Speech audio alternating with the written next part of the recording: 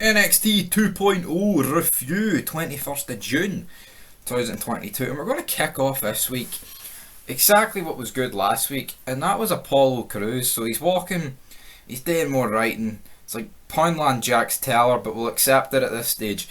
And then he runs into this guy, kind of looks like a bouncer, but he might not be a bouncer. He's standing inside this bar. Guy tells him, don't go down there, there's trouble down there. Then he proceeds to go down there, tells these guys to lay off this wee white man. This white guy's getting battered. But these like three black fucking, I mean they are pretty built. Like the white guy just looks like a fucking nerd, to be honest. And Apollo Crews batters him, and then it pans back to Apollo Crews, and then it repeats. The guy's like, "Don't go down there." So he was obviously imagining what he was going to do. Then it cuts to him walking down the alley. Fuck, I'm liking this. I mean, wrestling is so bad, but NXT, like, it's where it's at, to be perfectly honest. With Grayson Waller, though, defeating Solo Sakai. Didn't really expect this, but, you know, I don't know, it's weird. Like, Sakai was built up pretty big, and then Waller, I mean, kind of his stock's dropped a lot since the Styles feud at the start of the year. I remember watching it, I thought it was fucking pretty decent then. I mean, NXT still, I mean, it's still probably the best show, like, but we have then Katana Chance and Kaden Carter defeating Yulisa Leon and Valentina Perez. Don't really give a fuck about this, if we're being perfectly honest. Does anyone care? No. We have another thing backstage. What's her name? Leia or something?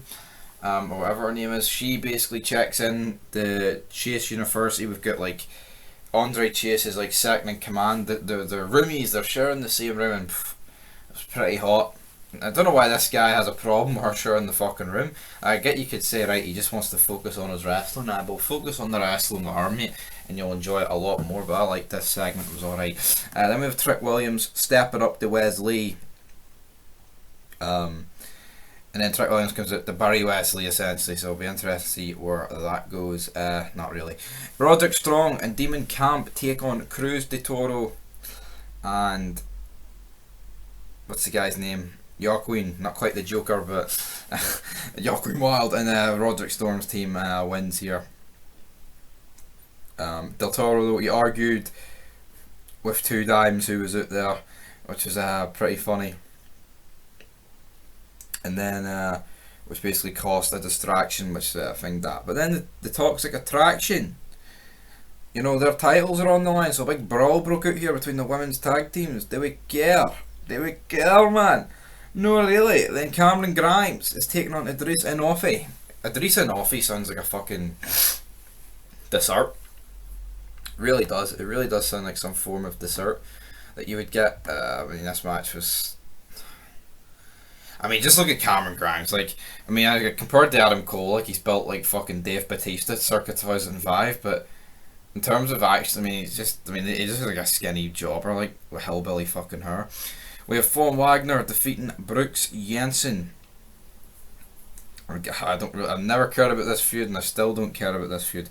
And then Lash Legend versus Alba Fire. This match ends in a disqualification, though. After Legend grabs Thingy's bat and smashes her in the chest with it.